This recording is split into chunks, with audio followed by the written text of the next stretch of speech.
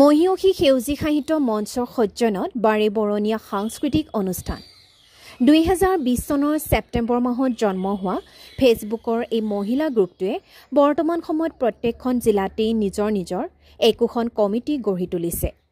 এই মহিয়সী সেউজী সাহিত্য মঞ্চই সাহিত্যৰ লগতে সাংস্কৃতিক ক্ষেত্ৰখনতো বহুখিনি অৱদান আগবঢ়াই গৈ আছে।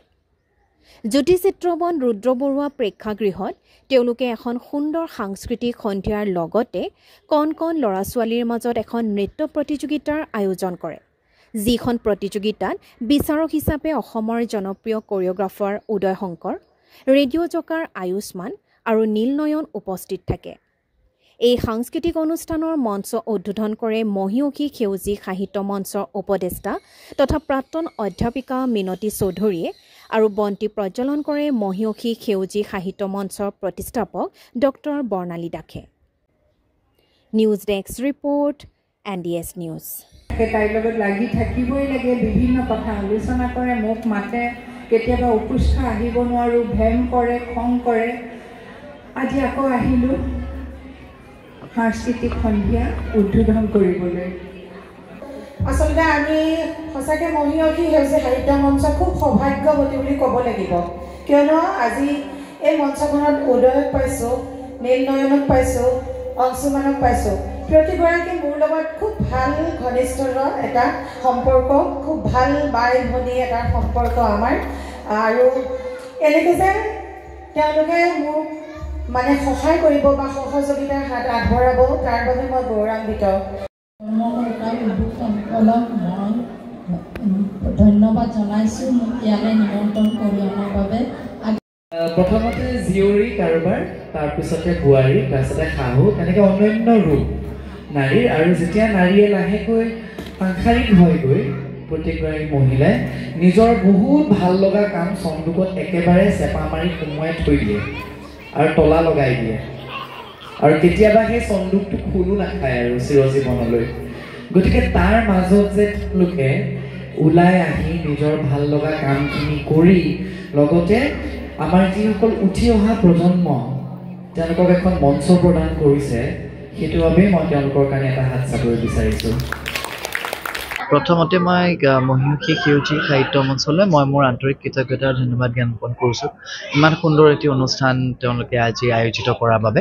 আৰু কণ যিসকল আমাৰ শিল্পী আছে, আজিকালি সৰু ল'ৰা ছোৱালী আছে, তেওঁলোকে আধুনিক নৃত্যৰ প্ৰতি তেওঁলোকৰ যিটো আকৃষ্টতা, সেইটো সঁচাকৈ লেখত ল'বলগীয়া। আৰু আটাইতকৈ ভাল লগা দিশটো হৈছে যে আধুনিক নৃত্যৰ জৰিয়তে তেওঁলোকে অসমীয়া গানৰ লগত কিন্তু সংযুক্ত হৈ আছে।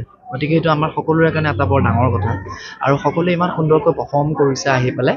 গতিকে এনেও নাচৰ লগত জড়িত হৈ থাকিবলৈ যিহেতু মই ভাল পাওঁ, গতিকে নাচ চাই পেলাই খুবেই ভাল পাওঁ। আৰু অনাগত ভৱিষ্যতেও এইখন মঞ্চ এইদৰে সুন্দৰ অনুষ্ঠান কিছুমান এনেকুৱা আয়োজন কৰি থাকক।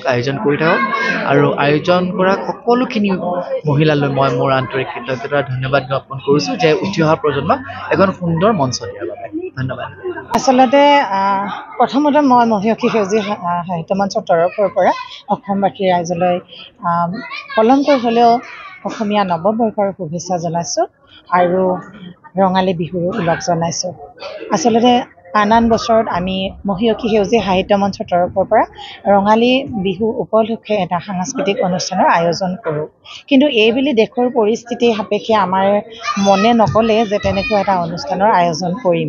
গতিকে অনুষ্ঠানটি আমি কিছুদিনৰ বাবে স্থগিত ৰাখিলোঁ। তাৰপিছতে আমি ভাবিলোঁ যে এইবাৰ আমি মহিয়সী সেউজী সাহিত্য মঞ্চৰ তৰফৰ পৰা ৰঙালী বিহু উপলক্ষে বুলি নহয়, আমি এটা সাংস্কৃতিক অনুষ্ঠান আয়োজন কৰিম।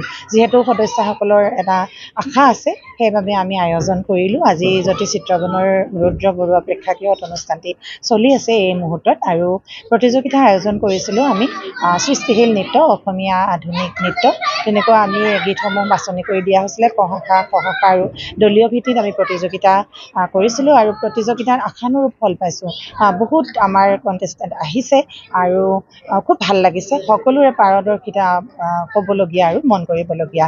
আৰু সন্ধিয়া আমি ভাবিছিলোঁ যে 5 বজাৰ পৰা আমি সাংস্কৃতিক অনুষ্ঠানৰ পুনৰ আয়োজন কৰিম কিন্তু এতিয়া মানে ইমান বেছি হৈ গৈছে আমাৰ প্ৰতিযোগী সেয়েহে আমি এতিয়া মঞ্চ মুকলি এতিয়াহে কৰিম বুলি ভাবিছোঁ সন্ধিয়াৰ সাংস্কৃতিক অনুষ্ঠানত আৰু মঞ্চ মুকলি কৰিব অসমৰ বিশিষ্ট শিল্পী অৱসৰপ্ৰাপ্ত অধ্যাপিকা আমাৰ ডক্টৰ মিনতী চৌধুৰী বাইদেউ ইতিমধ্যে আহি পাইছে তেখেতে মঞ্চ মুকলি কৰিব আৰু আমাৰ সদস্যসকলৰ দ্বাৰা সুন্দৰকৈ গীত মাত পৰিৱেশন কৰা হ'ব আমি আমন্ত্ৰণো কৰিছোঁ কিছু সংখ্যক শিল্পীক তেওঁলোকে গীত পৰিৱেশন কৰিব আৰু ডক্টৰ সুভাষ নাথ ডাঙৰীয়া আহিব তেওঁৰ গীত আমি সকলোৱে উপভোগ কৰিম আৰু সেই সমান্তৰালভাৱে আমি নৃত্য ৰাখিছোঁ আমাৰ সদস্যসকলৰ মাজৰ পৰা নৃত্য প্ৰদৰ্শন কৰিব মহীয়সী সেউজীয়া সাহিত্য মঞ্চৰ এয়া আমাৰ চতুৰ্থতম আমি যদি ৰঙালী বিহু বুলিও ক'ব নোৱাৰোঁ ঠিক তথাপি আমি যদি সাংস্কৃতিক অনুষ্ঠান বুলি আমি ক'ব খোজোঁ আমি বছৰত এটাকৈ ডাঙৰকৈ পতা হয় তো সাংস্কৃতিক অনুষ্ঠানটোৰ আমাৰ আজি এইটো চতুৰ্থ বৰ্ষৰ আমাৰ অনুষ্ঠান আন বছৰত আমি মঞ্চ বিহু পাতোঁ ফিল্ডত পতা হয় কিন্তু এইবাৰ আমি জ্যোতিচিত্ৰবনৰ বুকুত পাতিছোঁ কিন্তু খুবেই ভাল লাগিছে অনুষ্ঠানটো আৰু আমি সফল হোৱা যেন অনুভৱ কৰিছোঁ মোৰ ফালৰ পৰা ইমানখিনিয়ে আৰু তোমালোকে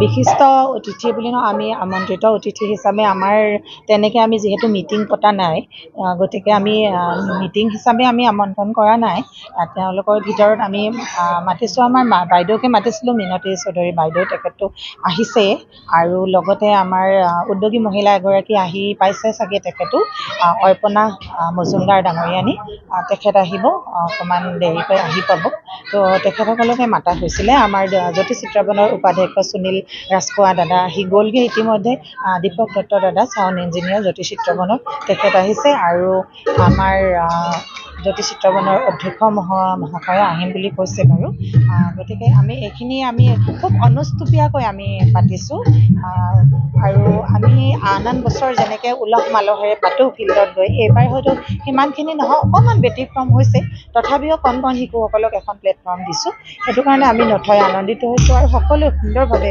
পৰিৱেশন কৰিছে খুব ভাল লাগিছে আৰু আজি এই শুভ দিনটিত তোমালোকে আহিছা তোমালোকৰ যোগেদি অসমবাসীলৈ আমি আমাৰ এই বাৰ্তাটো প্ৰেৰণ কৰিব পাৰিছোঁ তাৰ বাবে তোমালোককো ধন্যবাদ জনাইছোঁ আৰু আগন্তুক দিনবোৰত আমি লগ পোৱাৰ আশা থাকিল